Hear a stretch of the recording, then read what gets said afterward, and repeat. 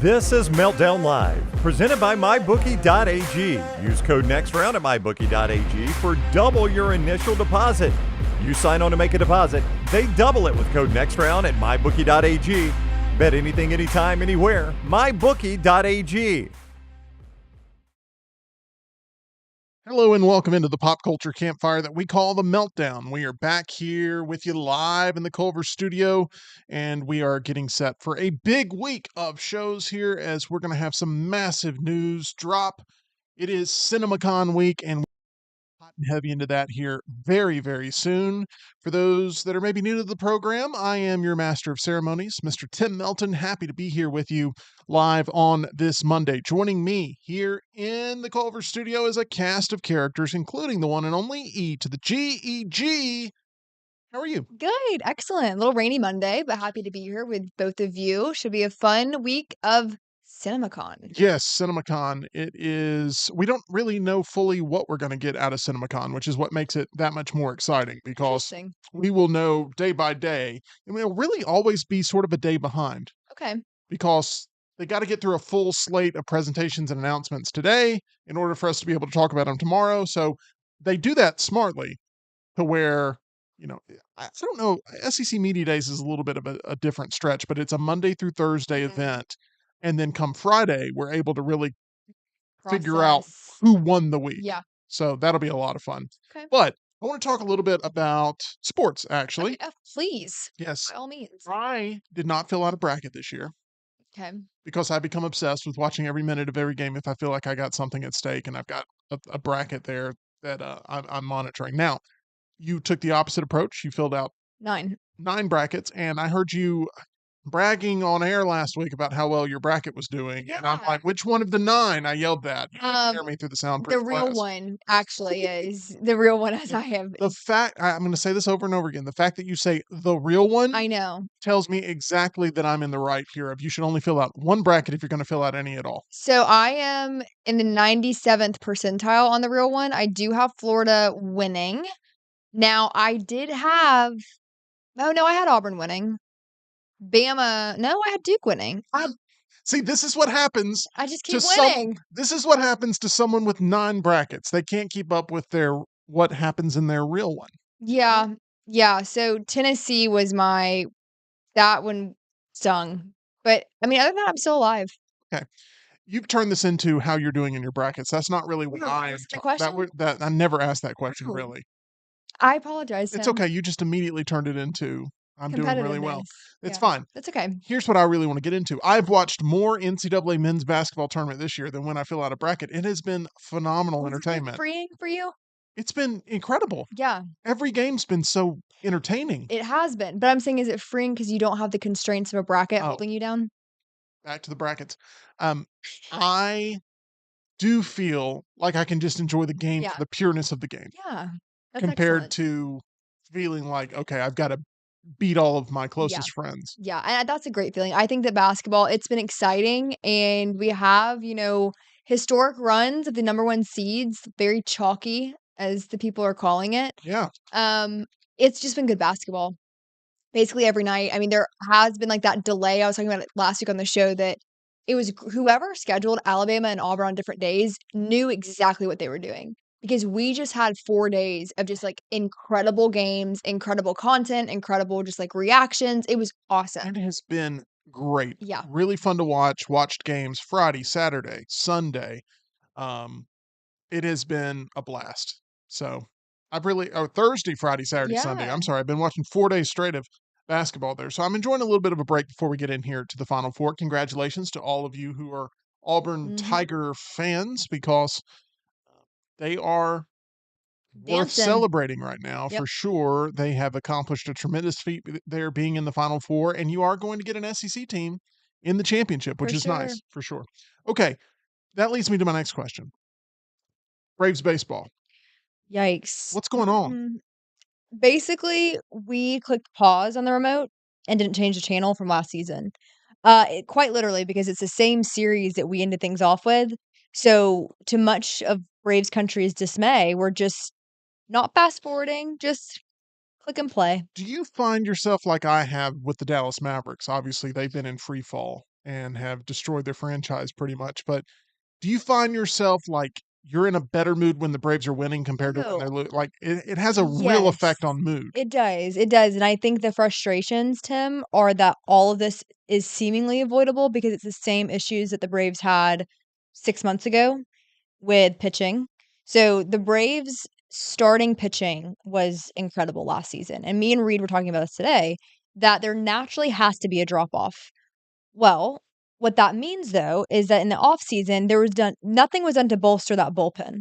And so now you're going to have more than likely a drop off in starting pitching combined with a bullpen that has no one reliable past Dylan Lee. And so it's really frustrating to watch. The bats have not come alive yet. And it's the same old runners left on base. Can't get a hit when it counts. Can't get a hit, period, at this point. Oh, And then pitching has just gone out the window. We have all of this money that we could have spent, we didn't, and here we are. brighter days ahead potentially though. Potentially, I will say this for our Braves fans watching, the last time the Braves started off 0-4, the Oh, Braves won the World oh, well, you Series. go ahead and go cash your ticket now. No, please do. I mean, here's hoping, but Yeah. it's been rough for Braves country. I think the problem is it just feels avoidable.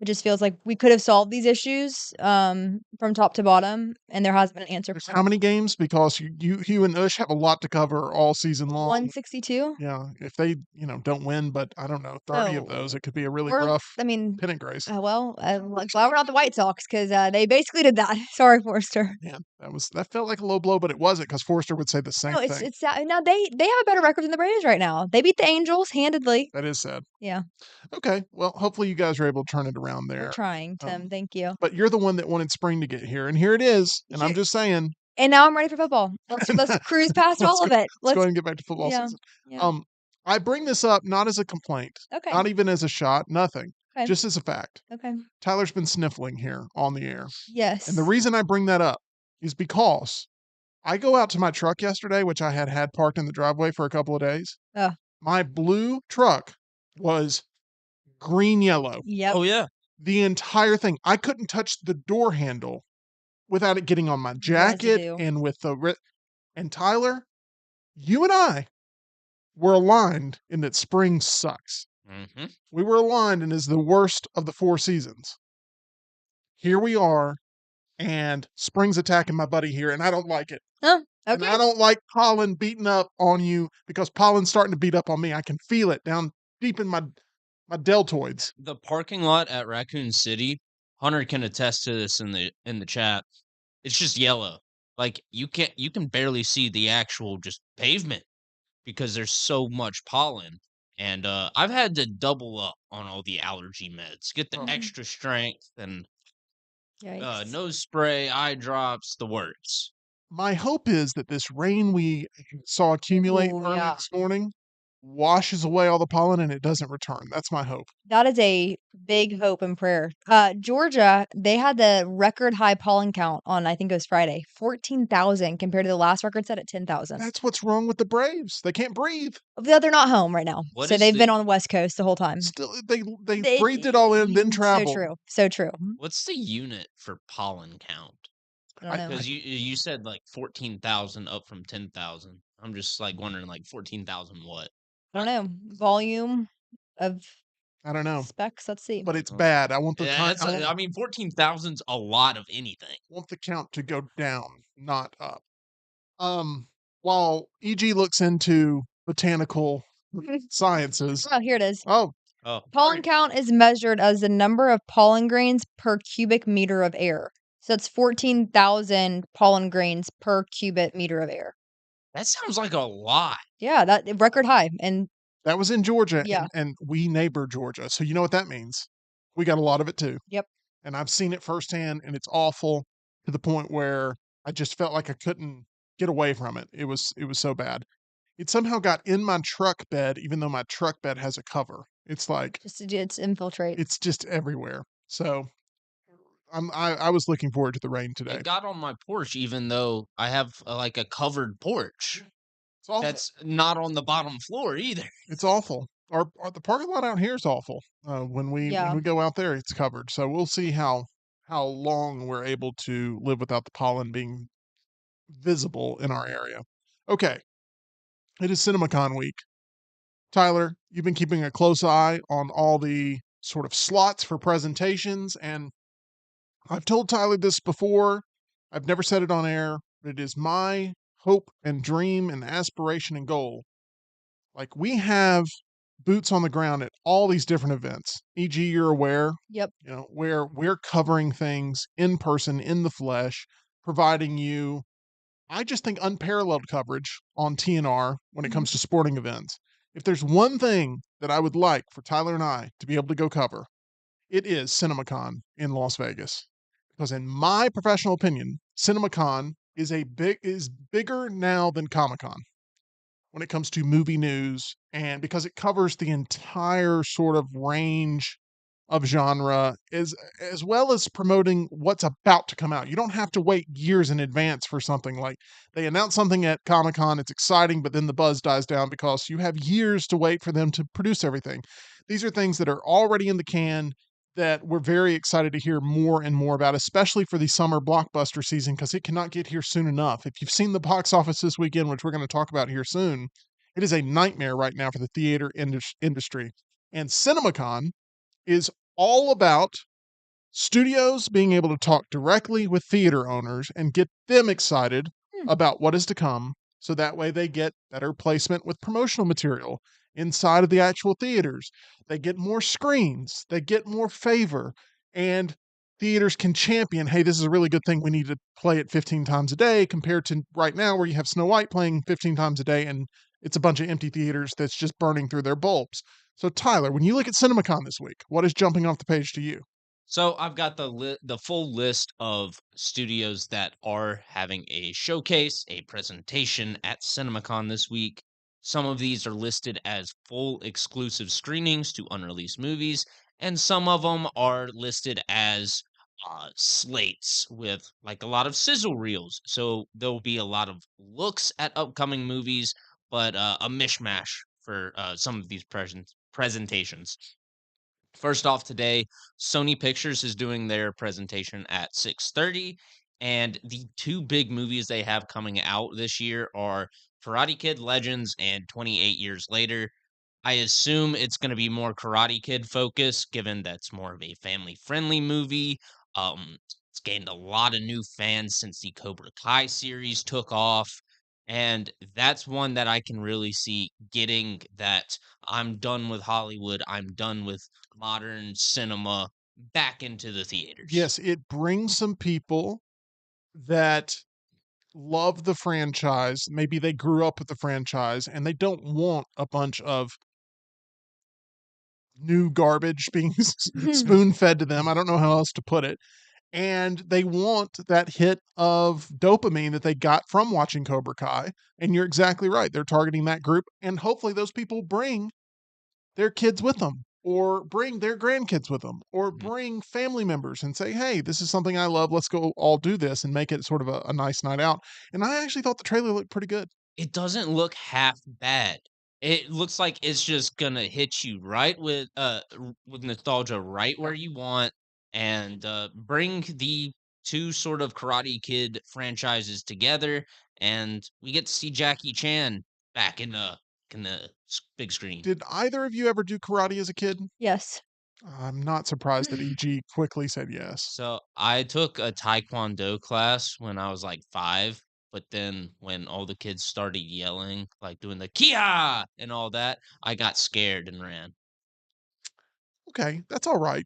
That's okay. And you, I feel like that also tracks. you left out the part where you wet yourself, but yes, that is. Hey, hey, Hey, I'm hey, sorry. I'm sorry. Too hey. personal. Too deeply personal there.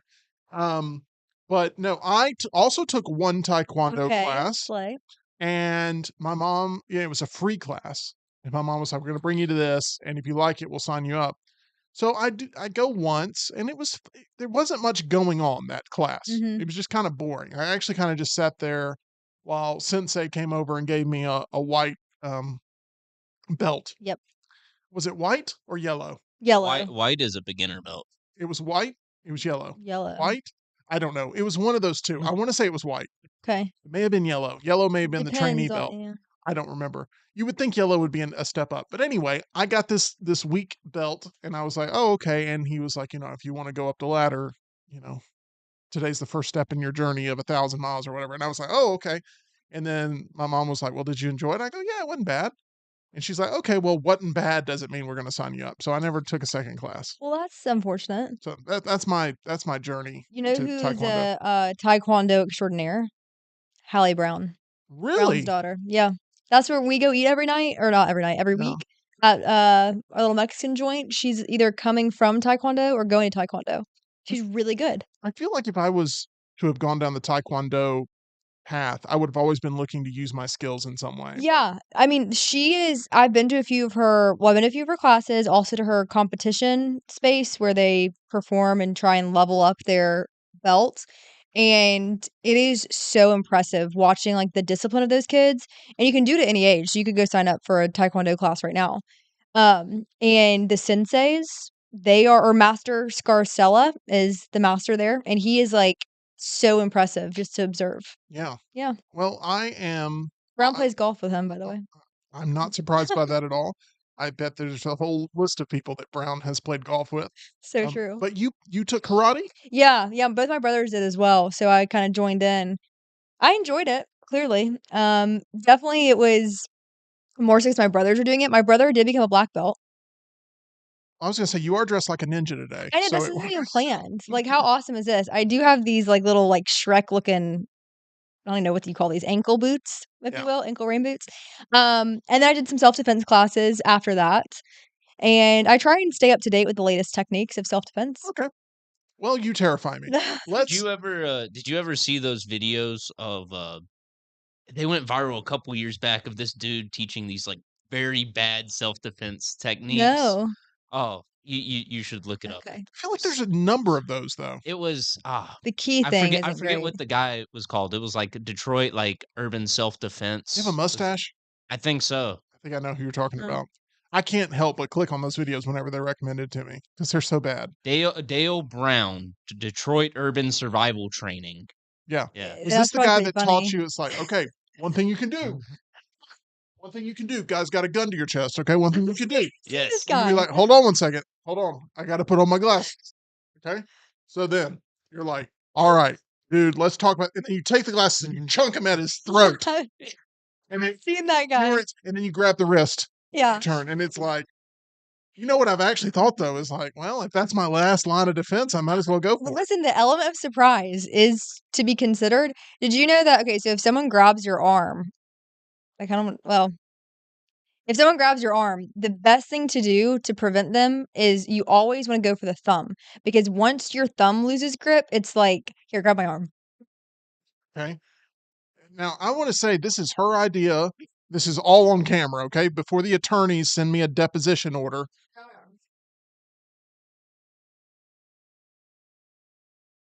Now What's going on over no, there? here's what was going to happen. Okay. Number one, you made a very angry face. But number two, if I really, I felt like I just didn't, anyway, I didn't want you No, to. but like that's like a thing. That's correct. Always go for the thumb. Thank you for the demonstration today. I appreciate that. I You're didn't welcome. know how far you were going to go. You literally were going to rip my thumb Yeah. Yeah. to prove a point Yeah, in an exercise. of course. I feel very much like Rocky IV. This was supposed to be an exhibition. And then Apollo's just getting, But Like- And then then you EG's do. over Can there you just like, see? if he does, he does. I don't know. This is probably going to mess up the camera. I have an indention of her nail You do.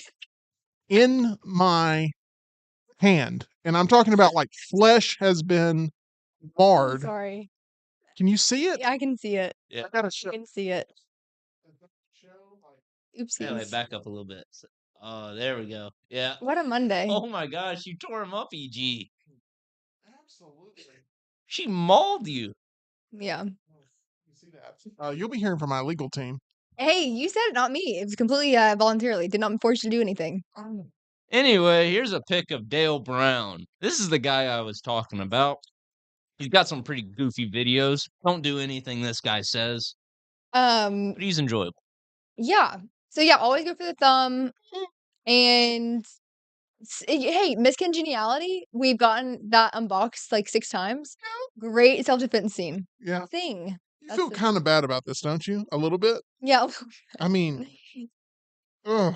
Anyway, when I look down when I'm playing poker tonight, I'll just constantly see Yeah. The pain you left there. Okay, so that's the Karate Kid that should get talked about, and the other one was 28 Years Later, and I'm excited about that. That was on my 10 most anticipated list because it looks like it could be a really good time, and it's got to be a better horror movie than The Woman in the Yard, which is the worst horror movie of the year for me that I've seen, and I hate what it promotes in the film. I just hate the film. Can I say Maybe this? you're just too dumb, Tim, and you didn't get it. Maybe It all went That's- over your head. Just the incredibly complex writing of The Woman in the Yard. that is correct. Y'all's review of said movie. I was very scared of those previews. I hated Uh-huh. them. Not scared at all anymore. Yeah, Like at all. Yeah, Like it but was nothing awesome. happens. Nothing happens. And when I know this, I can't say the spoiler. I'm not going to spoil it for anyone if you're going to go see it. But I'm like, ugh, no big deal. yeah. Completely fine. It's a it's not a good movie, and I I think it's a reckless movie too, and I really don't like Blumhouse. I really am starting to get to a point where pretty much anything they attach their name to, I'm just gonna think it's slop, and then it's gonna have to prove me wrong. That's what I've been trying to tell you about a drop coming out in the next couple weeks. But that's you keep saying that's been getting It pretty good That's a reviews. Blumhouse movie? Yeah, that's a Yeah. Blumhouse movie. They hit every now and then, That trailer is like nails on a chalkboard for me. or nails on a sensei thumb. Oh, sorry. That's What true. happened there? By the way, in the chat, Smuff says your next Wang trip is on EG because of your injury. Should be. Hashtag Wang Gang. I'll pray about it. Okay, that means I no. mean, you could get Mr. Shannara involved. That is true. I may have to end up. I believe there would be some sort of conflict of interest since we do both share the same space up here, but I'm hoping it heals naturally on Oh its my own. goodness. I hope to apply some ointment a little bit later. I don't know why I said ointment weird. That's kind I of weird. I don't know. Anyway, Ointment. what else is happening at CinemaCon this week? So that's all for today's screenings. Tomorrow at 9 a.m., Lionsgate has a screening. They're going to be showing off some of their upcoming movies. Ballerina is the big hitter here. Once again, it's just a crowd pleaser kind of movie. If you're a fan of the John Wick movies, then you're probably already in for this one. And if Ballerina is even half as good as the rest of the films in the franchise, I think this is definitely one that theaters are going to want to get excited about and really push, because I can definitely see a lot of full screenings for this and a lot of repeat viewings. All right. I am very excited for everything this week has to offer, and I'm very excited for especially the end of the week Oh because I yeah. think that I mean, you're building up, but It ramps up. I think it ramps up. Later tomorrow, we'll have a Warner Brothers screening. I'm expecting some Superman footage out of that because that is the big Warner Brothers movie of the year. Moving on to Wednesday, DreamWorks Universal has announced a full exclusive screening of How to Train Your Dragon. Oh, cool. This is the live action remake of the beloved animated movie. And this is very important for Universal and for theaters because Universal's got a bit of an addition to their park going on, the Epic Universe, and an entire land of that park will be devoted to How to Train Your Dragon. So they really want theaters to push How to Train Your Dragon as much as possible, get people in the seats, so that way they're more interested in going and riding the rides and meeting the characters later on at the parks. I have never seen a single one of those movies. I actually have only seen bits and pieces of the original. I've heard seen it. good things. Yeah, it's good. Oh, okay. Yeah. I've heard good things. Yeah, I've heard a lot of good things, and the little bits and pieces I saw were pretty decent, but I've just never sat down and watched the whole thing. It was a little bit after my sort of time with DreamWorks movies. Same here. Moving on later that day, got another Universal screening with Focus Features. Not really sure what they're going to show off this year. The three movies they've got coming up are The Phoenician Scheme, which has an all-star cast. Tom Hanks is in that. I believe Pedro Pascal, a bunch of other names. Bugonia, which is from Yorgos Lanthimos, and a Downton Abbey movie.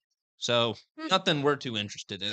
Yeah, all that sounded like a little bit of a bore fest. And then rounding off Wednesday night, Amazon MGM has their presentation. Big movie to talk about from them is The Accountant 2. Shout out to Reed for recommending The Accountant 1 to me because I had a really good time with it. I've got to watch it. It's worth the watch. It is worth the watch. I like the way Ben Affleck's character solves problems in that movie and just his attention to detail. It's really cool. John Bernthal's in it as well, and he's just great in everything. As long as he's playing that sort of rough soldier type character, he nails that every single time. But I'm excited for that movie coming out later in April, I believe. Thursday, starting off the day, Paramount, they've got a full slate this summer. You got the Mission Impossible movie. That's going to be a big one for theaters, obviously. But you've also got a Trey Parker, Matt Stone movie. This is the one that Kendrick Lamar is starring in. We have not even gotten a title from this movie, yet it is still scheduled for this summer. So I don't know what the rollout is going to be looking like for that movie. But I imagine that still gets a lot of people into the theaters because a lot of people like Trey Parker and Matt Stone because of their work on South Park, Book of Mormon, yada yada. And Kendrick Lamar is probably the biggest rapper out right now. Yes.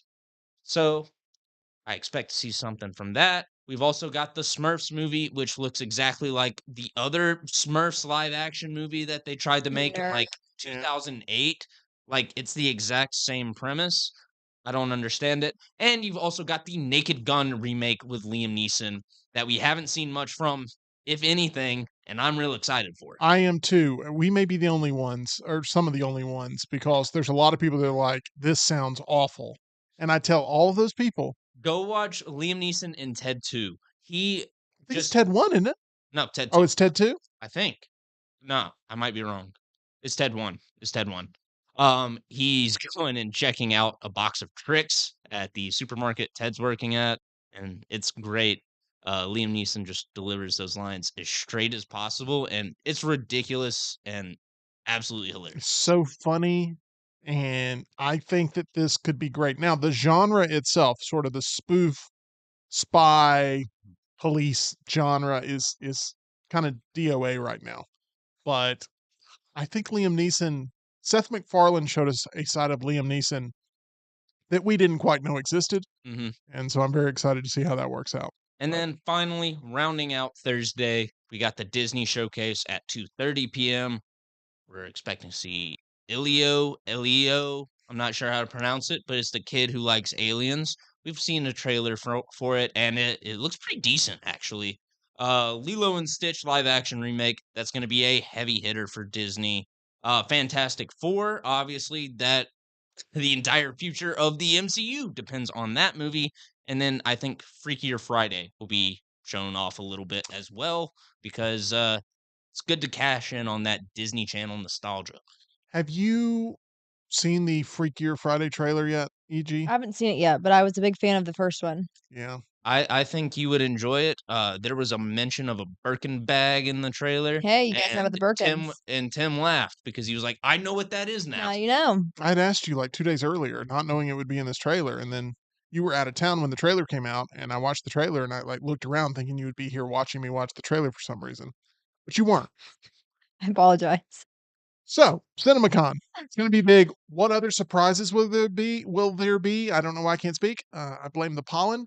I don't know. But that's what CinemaCon, that's what's so great about it, is like there will be things that pop up. There will be people that come out on stage. There will be things that happen where I'm hoping we get some shock and awe. I'm hoping we get some surprises in a good way.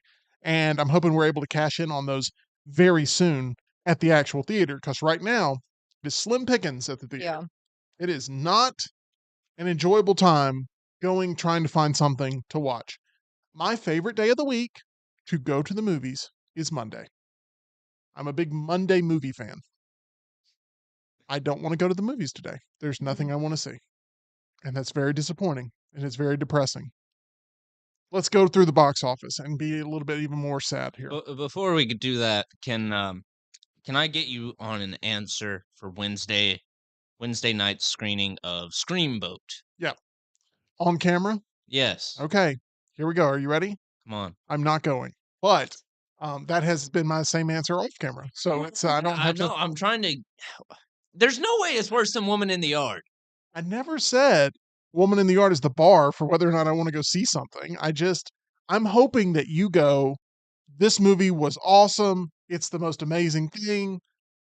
David Howard Thornton kills it, and you can just praise it, and I'll be like, okay, probably still will never watch it. I don't like the business proposal that is these movies of IP becoming public domain and them trying to cash in on it with what I think is at times subpar material. The first Winnie the Pooh Blood and Honey lured me in, and I watched it, and it was one of the worst slasher movies Oh, I've ever seen. Blood and Honey 1 is awful, and Awful. that's why Blood and Honey 2, they kinda retcon it by making Blood and Honey 1 a movie within the universe. Got it. Okay, so you agree that's awful. So we got a good starting point there. And I just said to myself, I'm not going to fall into this trap again. And so I'm waiting for there to be something that culturally becomes so significant to where I feel like I have to see it. Alright, fine. Keep walking into the Blumhouse trap. That is correct. Which I believe Trap, by the way, was one of the few bad horror movies not made by Blumhouse. Mm. Anyway, Yikes. I know. What were we talking about? The box office. Headlines. Yes. That is correct. The headlines of the box office. And if you look at the numbers here, they're not great. The big story here from the box office is Snow White dropping 66.4% weekend to My weekend. gosh. Yeah.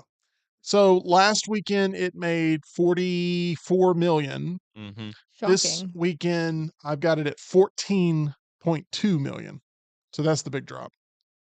Mm. And a bunch of empty theaters, a bunch of empty seats, a bunch of wasted auditorium space. It's also worth noting that the reported budget for Snow White is, finalized somewhere around 320 to 350 million. So, pulling in a total of around 60 to 66 so far is not great.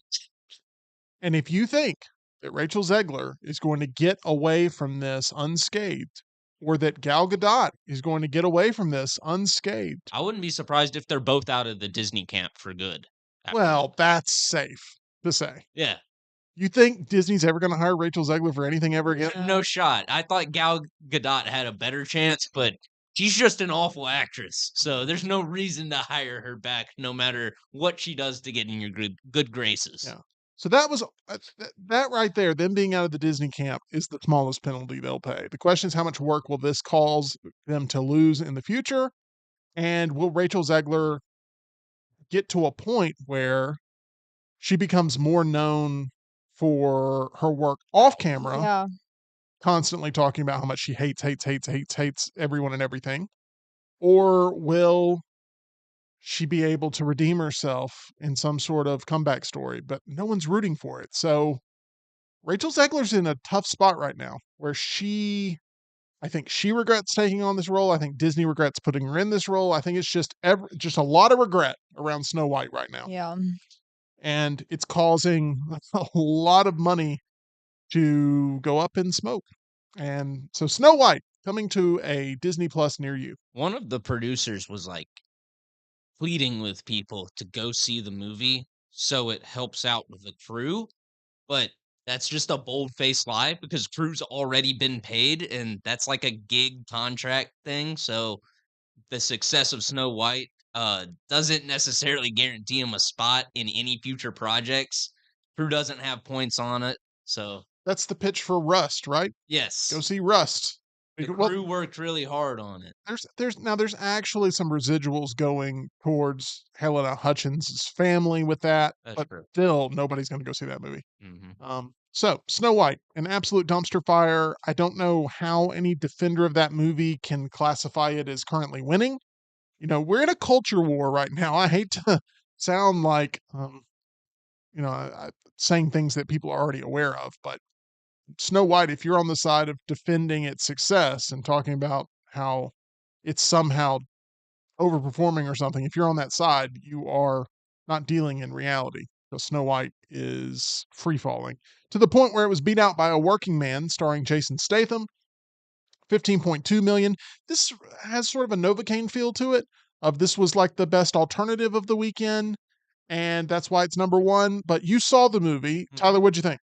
If you've seen any other Jason Statham movie or any other David Ayer movie, you've seen this movie and you know what you're in for. Yep. That being said, it was more entertaining than I thought it would be. Um, Yeah, there's not much in the way of character arcs or character development, depth. It's just, do you want to watch Jason Statham walk up and say, "Oh, you got a job for me," and then start just whooping people? That's what you're in for. You either know you want it or you know you don't want it when you walk in. Spoil the movie for everybody, okay? Don't do that. But you're Jason Statham. Actually, I don't know if you've ever done that before, or maybe I just have not. it's perfect. Oh, well, thank you. Really, really good. You just need to shave your head, and then it'll be completely set. I'll pass on that. Um, But yeah, this one was pretty good. The gunplay was still pretty goofy. David Ayer's known for that. If you've ever seen like The Tax Collector yeah, with Shia LaBeouf, um, there was one scene where Jason Statham, uh, he's got his scope connected to like a tablet with Bluetooth. But if you're in this industry or just familiar with tech a good bit, Bluetooth has a lot of latency, and so that's, like, the worst thing you would want. It's just, like, 5 seconds of lag. It's like playing Call of Duty with, like, the worst lag possible on purpose. yeah. Except for it's real life, and you could get got. So Yeah, yeah, so during that scene, I was kinda laughing, just, like, imagining Jason Statham just be like, "Why is there so much lag in this lobby?" yeah, Yeah, that's not what you would want, but it's goofy. You turn your brain off and you just enjoy it. yeah. It's a purposefully kind of bad movie. I don't want to say bad movie, but like everybody's kind of in on what the movie is, right? It's one of those Liam Neeson movies. It's one of those, I mean, it's basically Taken yeah, mixed with, I guess every other Jason Statham yeah. movie. It's just fine. It's cheesy, but I enjoyed it. At the end of the day, almost nobody cares because it's just the top movie in the country is at 15 million. The other week we had the top movie in the country at 8 million with Novocaine. Novocaine has dropped to 10th place, by the way, in 3 weeks of release. Um, Mickey 17 is in ninth place. Black Bag had repeated in second place for 2 weeks in a row, and then it has dropped to eighth place.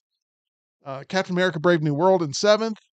And then we have a whole bunch of new stuff there, filling in the third to sixth gaps, including at the number 5 spot, Death of a Unicorn, which audience scores haven't been tremendous for. They haven't been awful. They've been polarized. It's been polarizing, and I knew that from the trailer. I knew it was going to be like, are people going to be into this?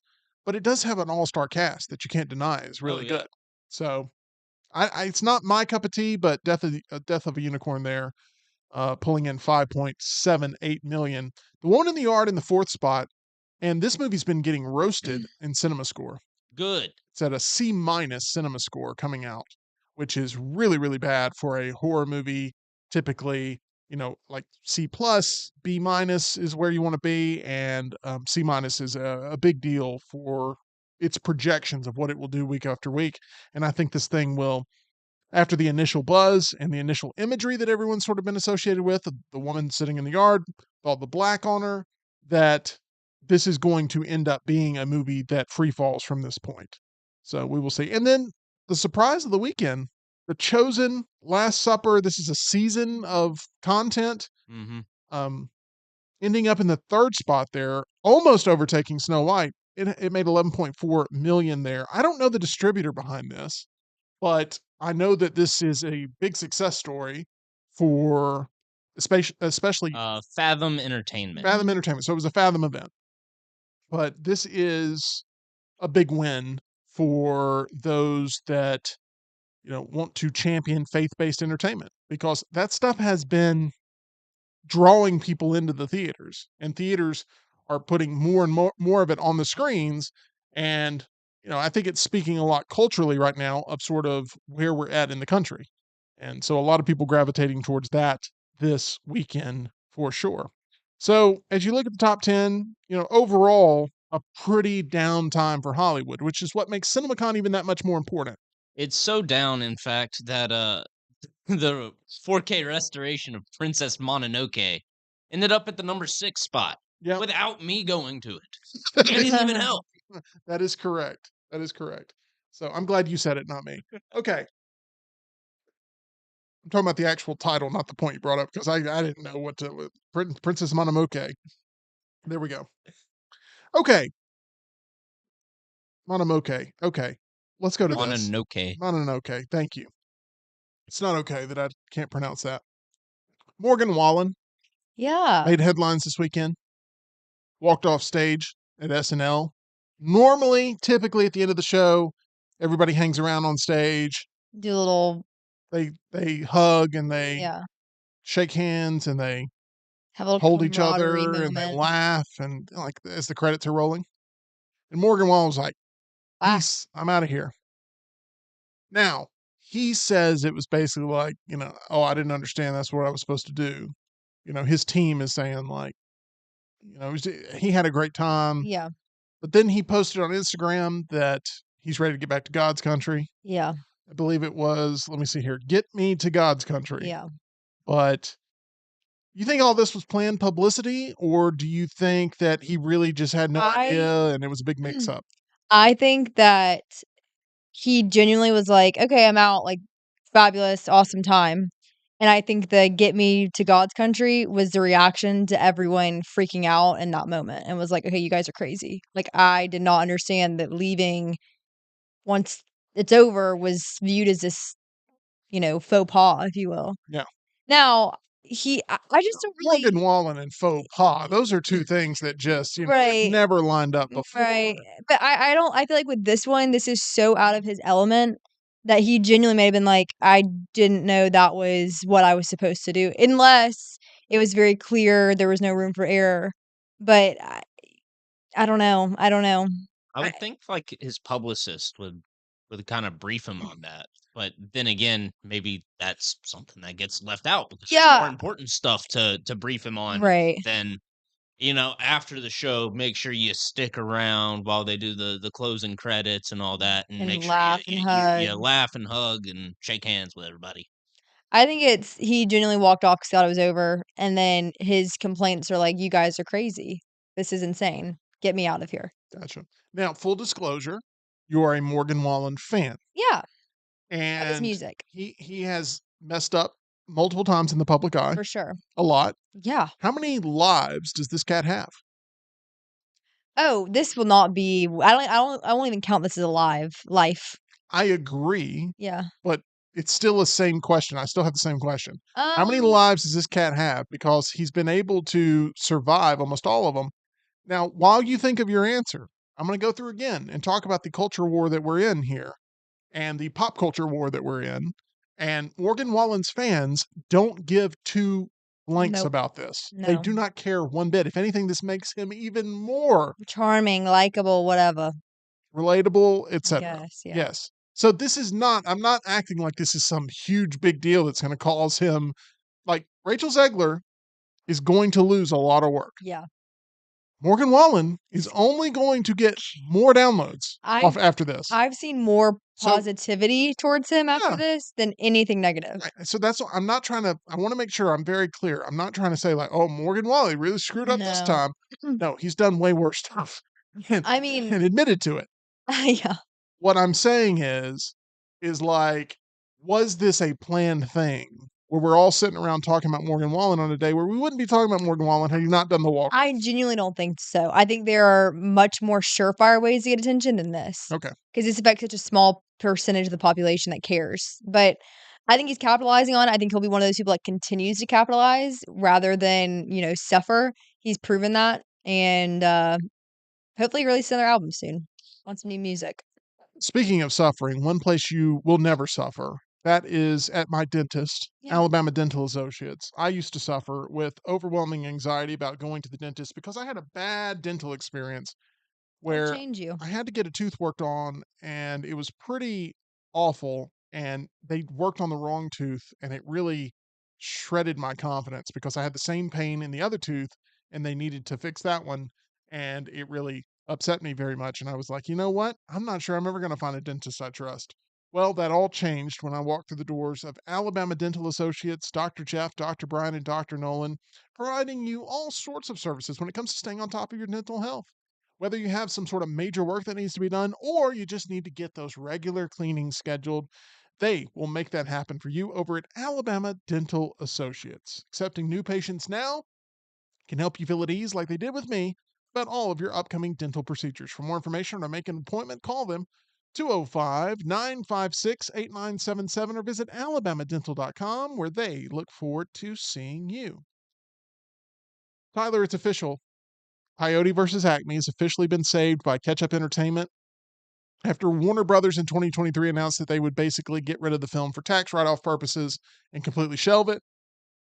Gareth West, the CEO of Ketchup Entertainment, maybe your favorite CEO of any sort of entertainment industry. It's the only one bothering to preserve Warner Brothers' legacy because the brothers Warner sure ain't doing it anymore. That is happening. Gareth West said, quote, "We're thrilled to have made a deal with Warner Brothers Pictures to bring this film to audiences worldwide.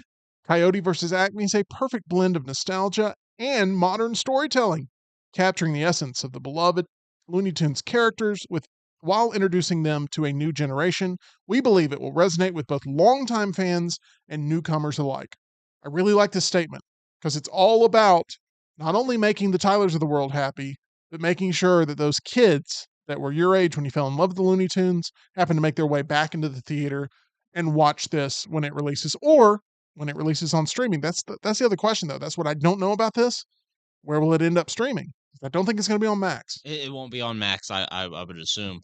But I mean, this is exactly what you want to hear. You want to hear that we're trying to bring Looney Tunes to the new generation and also bring it to the current fans of it, the people who have been clamoring for this film's release, because in every test screening, advanced press screening, film festival screening, it has gotten rave reviews. It is an absolutely wacky premise. It centers around Wile E. Coyote finally just having enough of the Acme Corporation and all of their bogus inventions, and he just cannot catch the Roadrunner, so he decides to sue the Acme Corporation. I think that's a hilarious premise for a film, and that's why I was on board with this movie since I first heard about it and have wanted it to find a catch-up entertainment style person to pick it up and release it. Will Forte's in this movie, Yep, and John Cena is in this movie as well. he is. Will Forte's Peach Basket commercial during the tournament. Do you know what I'm talking about? Have you been watching the commercials during the tournament? Kind of. The Geico one is what I'm Oh, thinking that was of. my last Peach Basket. Charles Barkley destroys Will Forte's Peach Basket when they're out there at Okay, the first yes, game yes. of basketball. And that line always it just makes me laugh. Now, they play the same 5 commercials They every do. time out. I mean, every break is the same 5 commercials over And the and over same again. outro song, the Lady Gaga one. Oh my gosh. That is correct. Awful. So, if you've been watching the tournament at all, the Will Forte Peach Basket is actually one of my favorite ones. Okay, we go to this. Zack Snyder, he's directing a new movie. Have you seen this, Tyler? I have not. It's called Brawler. It's about an LA man who rises in the world of UFC. The director is teaming with Dana White Hmm. and the chairman of the General Entertainment Authority of Saudi Arabia, Oh, interesting. owner of boxing magazine The Ring. I couldn't pronounce his name, but that's his title. This is the quote from Snyder. "Behind every great fighter is the story of how they got there. UFC is the world leader in combat sports, and I'm honored to be partnering with them to tell this incredible story." Now, you may remember there was a scene that Jake Gyllenhaal filmed for the Roadhouse movie where he went out during an actual it's Yeah. the Star is Born mentality, right? So when they did a Star is Born, they went to actual concerts Mhm. that were in place, and they went out and filmed 10 minutes Yeah. with the actual crowd and everything, and performed and shot everything they needed. Jake Gyllenhaal went to an actual fight, and he went there with all the crowd and everything, and the cage already there. Those weren't extras; those were people in attendance. And this is becoming a very popular way to shoot things, of making it very realistic, Mhm. but also not. I don't think having to pay any extras or anything. That is insane. It kind of works out. I mean, it's basically guerrilla filmmaking, but at the biggest events. It's kind of ingenious. I don't know how they get away with it technically, because you would think I mean, Everyone I has to would think you sign would a just need a waiver. permit to film at the event because, I mean, when you sell somebody tickets, there's usually clauses and waivers attached to the ticket Mhm. saying, if we film anything for the crowd, you are signing away, Right to your refusal. release for us to use it. I wonder if they'll be able to keep getting away with that, though. I don't know. Would you like to, like, you're in a Netflix documentary coming up, right? Mhm. Very soon? Yeah. Can you talk about that at all, or did you sign something saying you can't talk No, about I don't know. I did sign something. Well, don't get in Well, trouble. wait, you don't know what you signed? Well, no, I have people look at those things that I sign, but She has people. no, that was interesting because the unique part about the Netflix documentary, which I'm curious what y'all's thoughts on this, they had the Netflix crews go in and film, but the teams had the last rights of refusal, or I guess first rights of refusal. And so they went out and filmed these entire seasons and they can't use any of it. And I'm pretty sure that Auburn was one of the teams that declined it. So I don't think that I'll be in it. But I signed, a waiver saying that they can use the footage. But I think the only people that ended up participating in it was Vandy. I know they're well. Oh, That's the that's the sad. school you want. Right. Well, I mean, they That's had the a heck best of a year, footage. though. Yeah, I mean it was incredible, but to think about all the time and resources they put forth with each of these schools filming. I mean, Bama got theirs, but it wasn't on Netflix. They did their own in-house with Fox Nation. But Auburn, they were out on it. Well, I know Duke was upset recently with the White Lotus Mm. that ended up using a character on screen that did some deplorable things, and he was wearing a Duke shirt, Yeah, and I'd be like they too. were upset that they didn't necessarily sign off on that. So, but they also probably privately are like, hey, everybody's talking about Duke, and oh, Yeah, by the you way, we're in can't the Final Four, and oh, by the way, like really complain. I don't know, I have no It's a idea. unique thing. It's I interesting. I feel like someone will end up what's gonna happen is that someone's gonna be caught on camera with someone else they're not supposed to be with that night, and, it'll be, snipped in the bud. Got it. Yeah, That is also it'll end up being in a movie. Mhm. Blow up everybody's spot. that happened somewhere. It was a murder. There was like a murder Oh, that took place. yes, and they acquitted him because there was, like, a Dodgers game that Yeah, he was seen at, yeah. yeah. I remember there was some story like that. Yeah, mhm. Anyway, there you go. What is your short list of favorite sports movies of all time, E.G.? I don't love horse movies, and I don't love sports movies, weirdly enough. Did you Horse hear me say horse movies? No, but I just wanted to say Oh, preface both. Horse movies or sports movies. got it. So Seabiscuit, you're way out on. Yeah, way out on that one. I've seen it. I love Miracle. That's like a good plane ride. Love. I don't think y'all would consider this, but like Soul Surfer to me is like Yeah, Yeah, sports surfing's a related. sport. it Yeah. works. That's a great movie. Molly's Game, of course. Can never go. Like literally anytime we are in a dispute on this show at any point, Molly's Game. you can say Molly's Game. I'm like, all Yeah. right, E.G., we're back. Yeah. We're back. Um, Forrester hated it. I'm trying to think of give me some other ones. I mean, I don't love the football ones. We've Like got a couple suggestions in the chat. Moneyball. oh, that's a great one. Moneyball's Love great. Moneyball. Yep, that's awesome. And Angels in the outfield. That's classic. And That was a Mount then Perrin special right there. Hunter Bussey also says Air. Still need to watch that. Air. I liked Air. You know what I liked about Air was that there wasn't one, it was shot really well. And like you felt like you're in the 80s. And I obviously loved Jordan 1s, the shoe, that whole thing.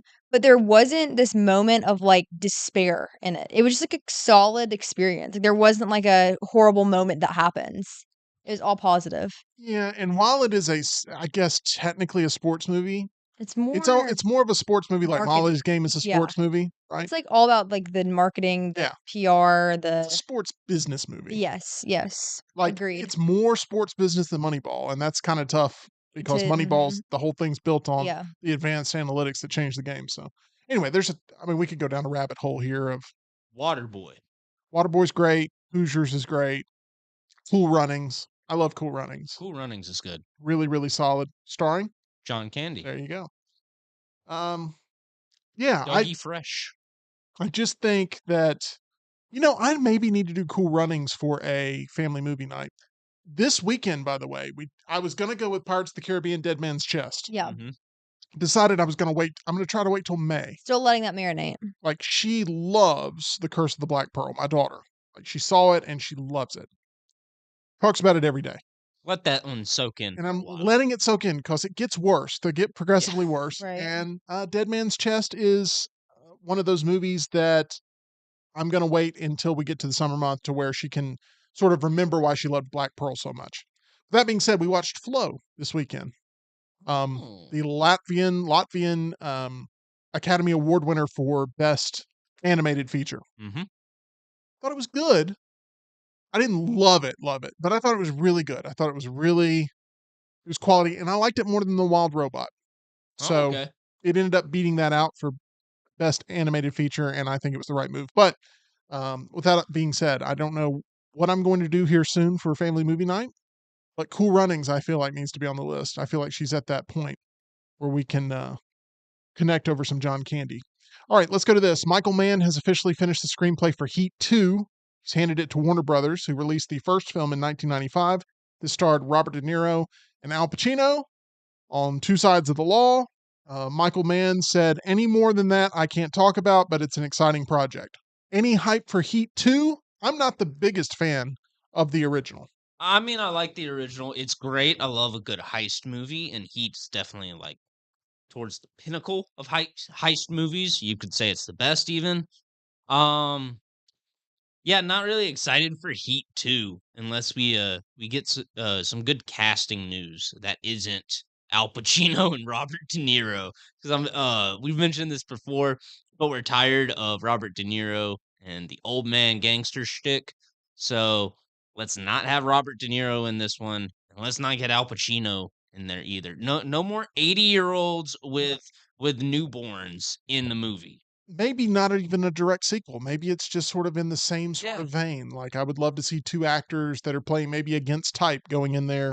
Or maybe they do the cliche thing where you find out towards, like, halfway into the movie that the main character that you thought was completely unrelated to the first movie is actually the main character from the first movie's son.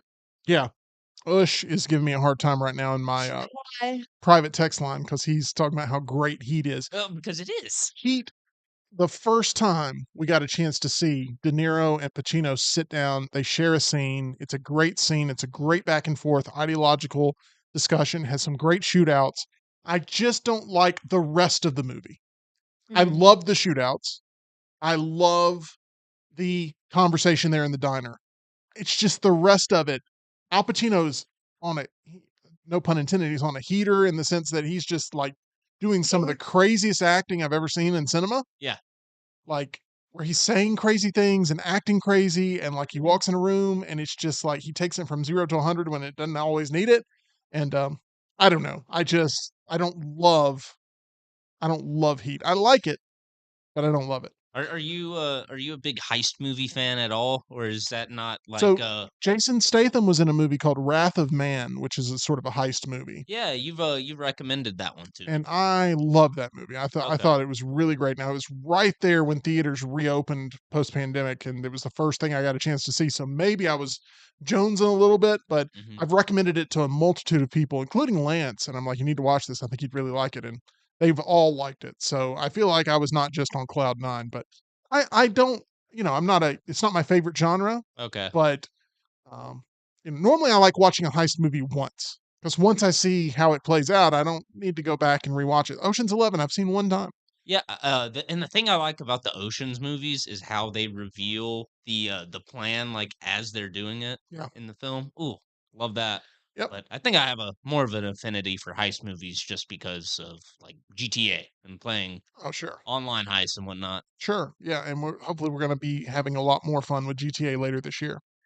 Speaking of sequels, by the way, really quickly, Cynthia Erivo and Ariana Grande have been featured in the first poster for Wicked for Good at CinemaCon. We're back. CinemaCon today, and we have seen the first poster of Wicked for Good. Feels like it's not really that much of a revelation because we still are living in the wicked times. Well, I'm wondering, is there going to be some scandal over this poster? Remember the scandal of the last one when the fan made the art and Cynthia Erivo You're right. did Yeah, not that love? And you did know happen. what? It didn't cost the movie a dime. Yeah. That was what it was amazing. She lashed out and then she started to chill and then people saw the performance and they let that speak for it and people have that's become an afterthought. But great callback there, EG, Thank you. because that was for a minute or two an issue Yeah. and no longer. So Cynthia Erivo and Ariana Grande there in the first poster for Wicked for Good. So you can expect that one Uh, rotting out in the sun later on this year. This poster doesn't look very good. It's not great, Let me but pull it's it for chat. new. It's new. So there it is. But you're right. It's not great. Okay. let's go with another sequel. Ryan Coogler confirms he's working to try to secure Denzel Washington for Black Panther 3, saying, I've got every intention of working with him on that movie. As long as he's interested, man, it's going to happen. Now, I think this is a slow roll.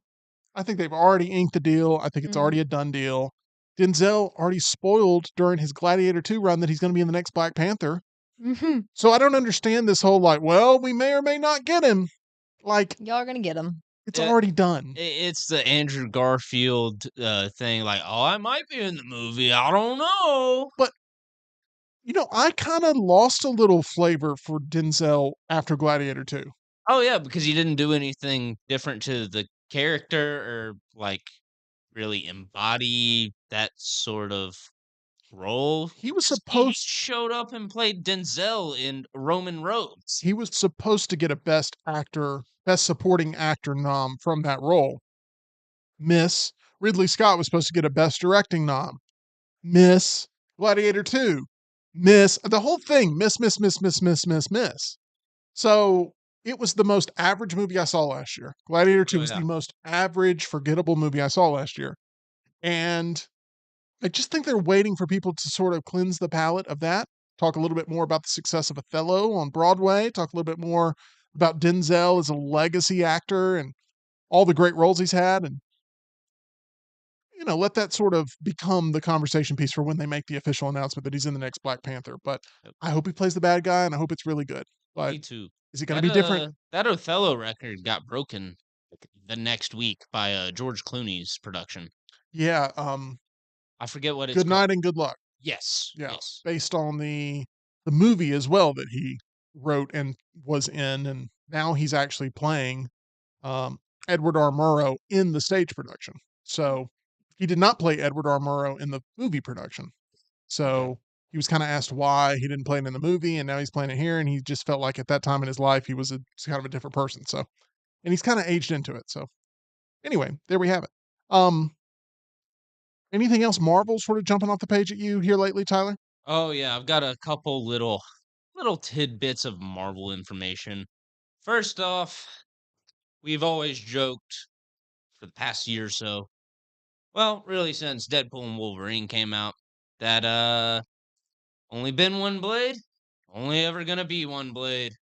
And well, today's the day we have gotten little bit of an announcement, not official, but very likely that Blade in the MCU has been canceled. The Mahershala Ali movie, uh, it has been canceled due to production delays. It's not listed in the Marvel slate until 2028. It's originally supposed to come out this year.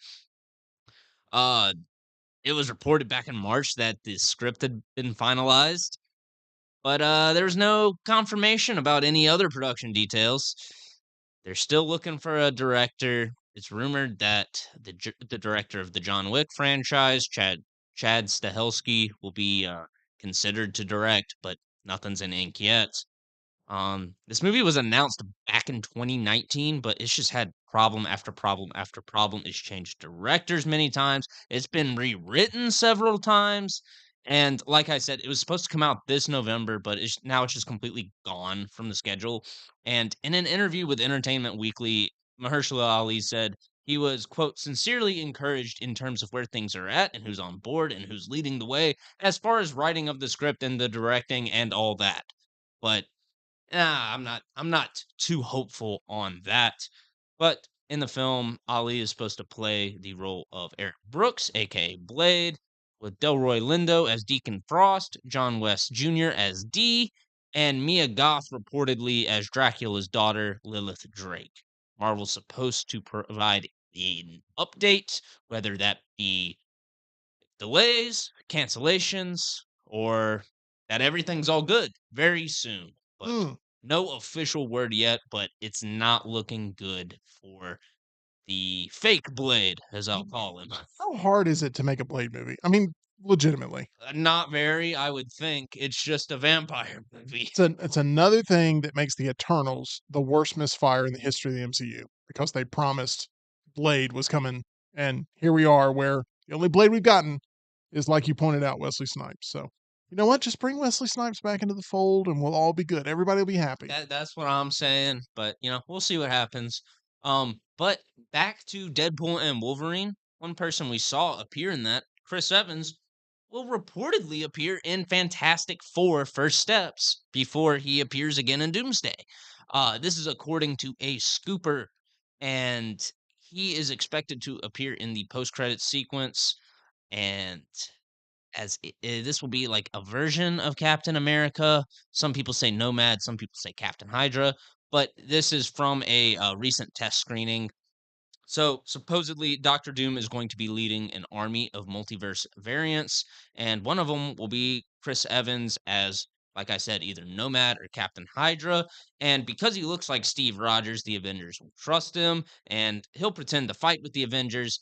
And after they lose, they're taken as prisoners to Doctor Doom's castle, and then Captain America gets set free, walks towards Doom, and kneels, revealing he is actually Captain Hydra and Doom's ally.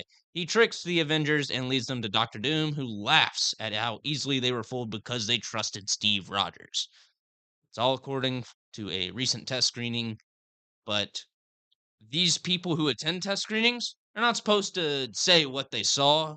So whether this is definitely what happens in the movie, we'll have to see. But That's what the internet is saying. that So, that is what the streets are saying, and I mean it makes sense to me okay. if we play it out that way. I mean, this is wrestling 101. Turn all your longtime faces to heels, and that's what we're seeing as well with John Cena in wrestling right now. And this same sort of play with Captain America because, um, And Iron Man. and Iron Man, Robert Downey Jr. and so here we are. But we'll see if that all plays out that way. Well, I mean, we also had a feeling that Chris Evans would be appearing in a lot more Marvel projects coming up, considering that you probably didn't get him to sign for just one quick little 5-minute role in Deadpool and Wolverine. It doesn't feel like Chris Evans ever really went away. Like No, it he doesn't. keeps saying, like, I'm not coming back. It's like I'm you never retired, left. guys. I Yeah, promise. you never left. So I don't understand. Okay, good stuff there on the Marvel front. Hey, you know what?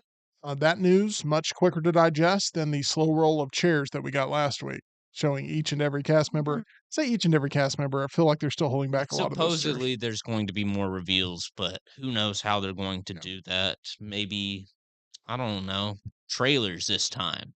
We'll have somebody just run in between all the trailers, so that way we can have 24 minutes in between each reveal. Maybe so. We shall see. And at the end, it's just Robert Downey Jr. It's just coming out Robert Downey Jr. a again. third time. It's like we know he's in the movie, guys. Last thing I've got here is Emma D'Arcy has shared that House of the Dragon season 3 is now officially in production. And I'm very excited about this. I thought House of the Dragon season 2 was really, really good. And there's something special about sitting down on a Sunday night, hearing that static of the HBO, getting ready for another Game of Thrones property, another House of the Dragon, another Sunday night trip to the kingdoms, seeing them all fight over this, seeing them fight over the Iron Throne. And I'm really excited for House of the Dragon season 3 and cannot wait for it to finally be on our screens, hopefully sometime very soon. I don't know, is it like a year from now maybe it's coming out? I don't know when it's officially going to drop. I would assume around a year from Yeah. now. I agree with everything you said, though, except for really liking season 2. I You didn't? I really loved season 1, and then I felt like season 2 was just a slog Oh, because of man. the whole, Daemon Targaryen, Yeah. that Harrenhal. Yeah. Oh my gosh, I thought that would never end. It went on to way too long. It was one of the big complaints, but overall, I still think it was like great at setting up all these characters and keeping them pretty much all alive for season 3. Yeah, that's true. I just feel like, we were making such good progress with season 1 going into season 2, and it just felt like everything was building very nicely. And then midway through season 2, it was like they just completely slammed on the brake. Well, hopefully season 3 we finally get to some of the narrative payoffs that we've been Mhm. waiting for because it has been aligning those pieces, getting them all ready to battle. And then here we are, hot and heavy, potentially starting off with season 3. True. Supposedly, season 2 was supposed to be 2 episodes longer, so maybe that could be a lot of the frustrations with season 2. Is that I, there's a lot of buildup and not much in the way of payoff. look, I really hope that Warner Brothers pays for what works. And, you know, if they ran out of production budget for season 2, it's Game of Thrones, it's working. Pile it on, Mhm. make it work. So, um, let's hopefully get season 3 here sooner rather than later. All right, we have a quick Meltdown countdown to get to, and that's going to do it for today's show after the Meltdown countdown. But EG, we are a few minutes closer to poker tonight. Yeah, we are. You are in the running. I am too, technically, but you're a little bit further ahead, a couple points ahead in the poker standings. Yeah. And tonight, a win would make you a real force to win it all. Yeah. Do you put any pressure on yourself? How do you approach it? We took a week off. Do you think that hurt your game or helped your game? I say we took a week off. We played a little We did cash a little game. cash game. No, I think neither help nor hurt. I feel like I'm pretty confident in my game right now. I'm continuously cashing in, which is obviously a great feeling. Got a bachelorette trip coming up, as in this coming weekend. So want some extra funds to be spending. So trying to hit that bubble and take home a win tonight. Getting my nails done today too. So again, like a little extra cash. But you're taking tonight very seriously. Yeah, because yeah. You're gonna let it seems like you and Dunaway get set next to each other every random table draw. Every time. You and him left side, I hear it all the Little time. duo, yeah. And I feel like he's gonna be very talkative tonight for some reason. Oh yeah, he'll be sharing his escapades the last 11 days. He's second right now in the standing, so he has a chance to win. Yeah, I do, wish we would have had a game last week because that would have gotten him at least out of one game. But we were off, and that worked in his favor. We'll see what happens tonight.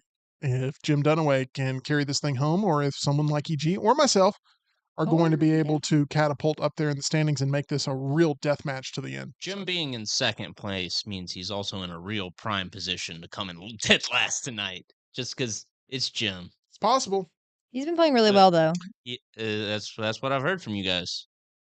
Surprisingly well. Yeah, like really. Like, I've watched Jim since day one. EG got better in a short amount of time. Mhm. Like year over year, totally different, totally better Mhm. player.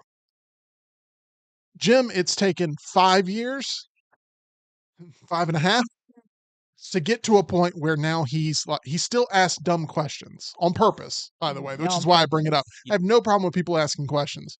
But Jim asks like, "Oh, are The- these the- 3 aces good?" You know, or something Yeah, like that. It's no, like, come literally. on, Or it's like, Jim. what is this called again? The turn? Yeah, exactly. The flop? Now, how much is that chip? You know, like Yeah. just stuff where it's like, But it Jim, you've been here longer than all these other players. but it throws people off. It works, which is why he does it. You know, Yeah. because if he appears like he's weak all the time, he typically is very strong, and he's shown down with the cards multiple times. Yeah, the But- cards are doing the talking. Hmm. See, what you guys aren't taking into consideration is the landmine. You don't know when it's going to go off. It's not necessarily a timed fuse, but it can go off at any time. I have 3 championships to my name. Yeah. It's a great feeling. I have 3 bracelets. Yeah. It's beautiful. I look at them. They're in my cabinet. They're shiny and shimmery. I should have 4, but I have 3. I actually probably should have 5. But anyway, I have 3. They're nice. They're beautiful. They all get along. And I'm telling you that if you secure a bracelet, it's just a special No, thing I want it. that you hold for your whole life. Yeah. And you go like, man, I was able to accomplish this feat of and I know you're like this, EG. You like to set big goals. Yeah. And if you're able to secure a bracelet, I just want you to know that it starts mean, tonight. I go to sleep with my medal dangling right near my nightstand. I see it. It's a There we have vision. it. I mean, it's Good luck. thank you. Okay. It's now time for a Meltdown Countdown. We've poured a lot of hours into poker here recently, especially with me. I played so many video games this weekend. And by so many, I mean the same 2 video games over and over and over again. One was Wii Bowling with my Nice. daughter, who loves it. She's obsessed. We got the whole living room. We backed the couch up, set it up. We're Yeah. bowling strikes in the living room. It's a lot of fun. Wii Do Sports. you have the wrist strap on? I do. Make sure you've got that wrist strap Yeah. on tight. That's what I say. We got to respect the game. We got to get the Wiimote and the wrist strap connected here and get that going.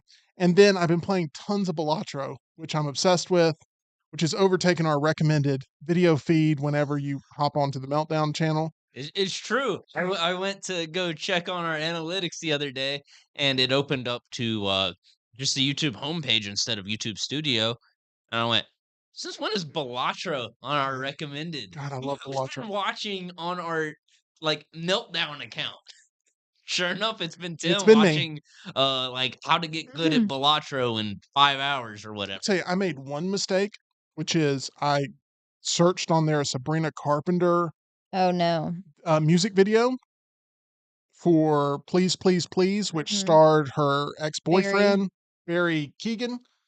And it has been recommending Balatro and Sabrina Carpenter Oh, nonstop. no. And I'm like, Tyler's going to think I have an obsession with Balatro and Sabrina Carpenter. And I only have an obsession with Balatro, but I'm truly obsessed. I logged way too many hours into Balatro this weekend. Way too many hours to the point where I'm like, I'm starting to play and I look and I'm like, wait, what? How did 5 hours Yeah. pass that quickly? Balatro, woo! I love it. It's a poker game. Oh, really? Yeah, it's a poker deck building game, and it's so much fun. Anyway, with all that being said, I lost a lot of hours to video games this past weekend. So my question to Tyler is, what are the 5 video game franchises you've logged the most hours in overall? And you have a couple of honorable mentions as well. I do, and I'm going to start off with the honorable mentions real quick. First off, number 7. This would be some games I played in my childhood, but haven't necessarily revisited, and that's the SpongeBob games, Battle for Bikini Bottom, and the SpongeBob SquarePants movie, the video game. The former was an original story where you are SpongeBob working your way through Bikini Bottom after Plankton builds an army of robots, and you got to take them down to save the town. It's a lot of fun. It got re-released a few years ago on the newer gen systems, and I would really recommend it for anyone that is a SpongeBob fan or just a fan of cartoon games because it is a lot of fun. And then the movie game, the SpongeBob SquarePants movie, was one of those milestone movies I managed to see in theaters at the age of 4 or 5 years old. So it made a major impact on me, and I can still remember the music and every line in that first level because like that was just an amazing moment. That's I awesome. want to say this is one of the first PS2 games I had as well. For these two SpongeBob games. Nice. Moving on, honorable mention that just misses the cut. It is the Batman Arkham series. Well, I expected Now, this one to make the list. yes, because I've talked a lot about how many hours I logged in trying to collect all those dang Riddler trophies in Arkham Knight, and I have put a lot of hours into this, but not quite as many as some of the other games on this list, and that's just because of longevity. Like, once I played through an Arkham game, I wouldn't necessarily revisit it because if you go through the whole game and you do pretty much everything but collecting the Riddler trophies. That's a sizable undertaking, and you just can't be doing that all the time. So that's why it just misses out on the list. Now, starting off the list, number 5, say fighting game that has Batman in it. It's Injustice 2. It's made by NetherRealm Studios, creators of Mortal Kombat. And I actually prefer this over a lot of the new Mortal Kombat games. Um, you play as the DC superheroes in this, excuse me, and the movement system in this just feels very fluid, very immersive, and I absolutely loved stringing together combos in It, this game. it's very smooth. Oh, yes. So smooth. You really feel like a superhero swooping down and able to pull off all these combos. And my favorite character to use was the Damian Wayne Robin. Mm. Lot of fun. Tell you, I hated fighting Joker in this. It's not that Joker was exceptionally good, but when he would combo you, you felt the shame of getting comboed too. Oh, yeah. There was like a delay between some of his moves. And so you'd think, like, oh, I can sneak in a punch here and really break up his attempted combo. And then it'd be like, nope, can of laughing gas over the head or something like Bingo. that. It's always goofy stuff that Yeah. would trick you up. I'm like, man, this is how Bruce Wayne must feel. Yes. So I logged a lot of hours into Injustice 2. I maxed out my personal Robin character to where he had all gold armor, the special moves that you had to unlock, everything. Love it. Custom sword, everything you could do for that character. Now, moving on, I said that I preferred Injustice 2 over Mortal Kombat games, the more modern Mortal Kombat games. I've still logged in way more hours into Mortal Kombat over my life than I have Injustice 2, and that's just because of longevity. I really started off with Mortal Kombat, say probably 2003, as odd as that sounds. I was probably 4 years old playing Mortal Kombat Deadly Alliance, and I've stuck with it ever since. It is just one of those games where I can even get my dad to pick up a controller and play with me. And yeah, I every time a new Mortal Kombat game comes out, pick it up, and I have my criticisms of them for various changes they've made. But overall, it's one of those franchises that is near and dear to my heart. Love it. I'm right there with you. I fell in love with Mortal Kombat, mainly with Mortal Kombat 2. It was at my favorite pizza place, and that was back when we had to use quarters to play video games. And I would put in a lot of quarters to play Mortal Kombat 2. My favorite character was Reptile. Reptile was a good one. That was my favorite. And then over time, I have become way more of a Scorpion main, but really enjoyed Mortal Kombat 2. And now, weirdly, here the most recent one is Mortal Kombat 1. So That's true. who would have thought? That is true. Moving on to number 3, a much more recent franchise, or at least game entry, than the Mortal Kombat franchise. Excuse me. That's GTA 5 Online.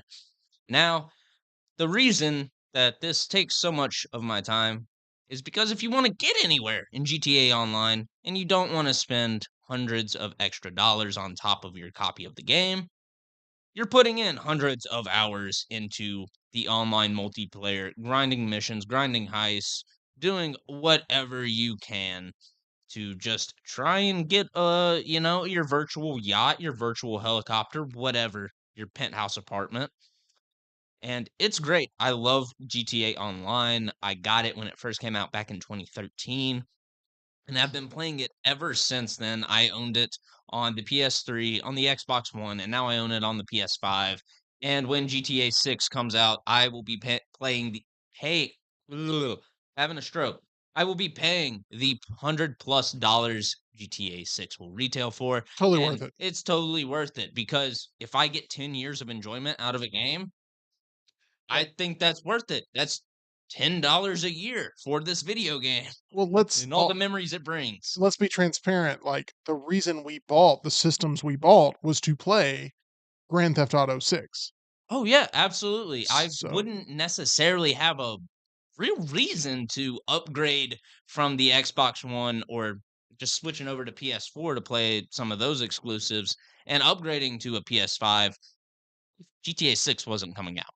and a pro tip for you, there's going to be a lot of people that are going to be wanting to buy systems when that game releases because they're going to want to play the latest game. They're not going to have the system and they're going to say like, "Oh man, how do I get a system?"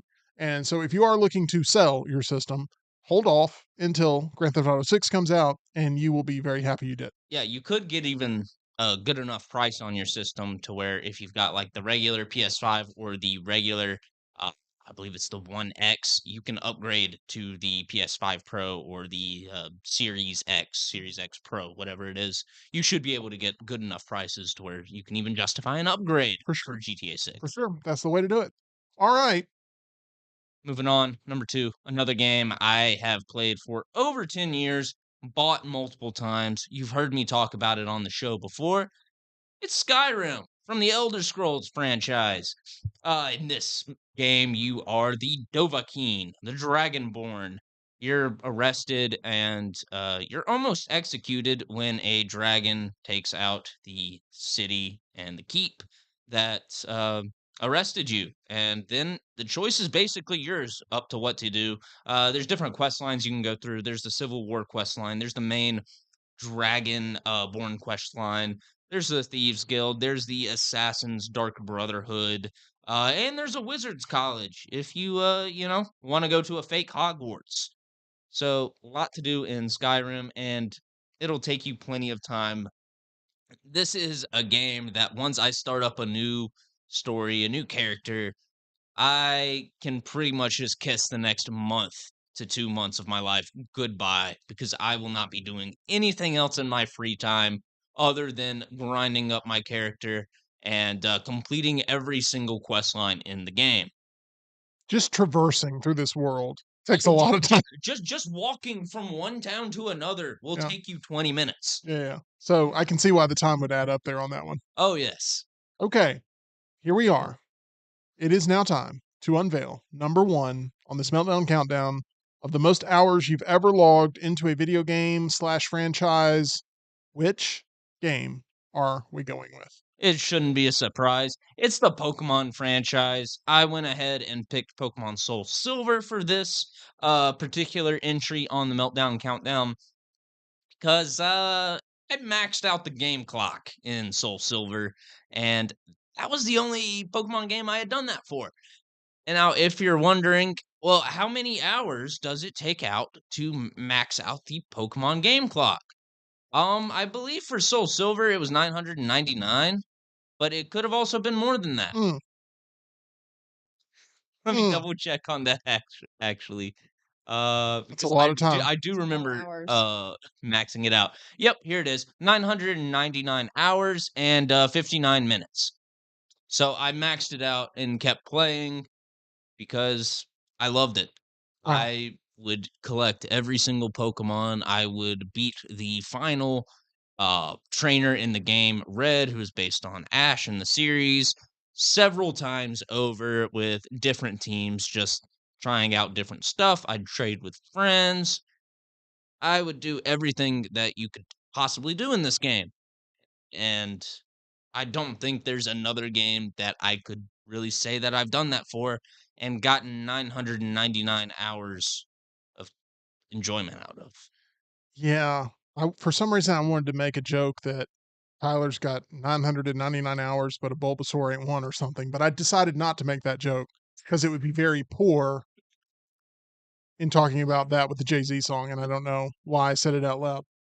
Congratulations, Tyler. You've unlocked an achievement, which is making it through another Meltdown countdown. I believe maybe your 20th Meltdown countdown of all time or something like that to that effect. So congratulations. Time well spent, many hours logged, and it worked out in your favor. But yeah, Maybe I can max out the Meltdown countdown clock. maybe so. Maybe so. We shall see. We want to max out our subscribers. If you haven't already, make sure you hit that subscribe button.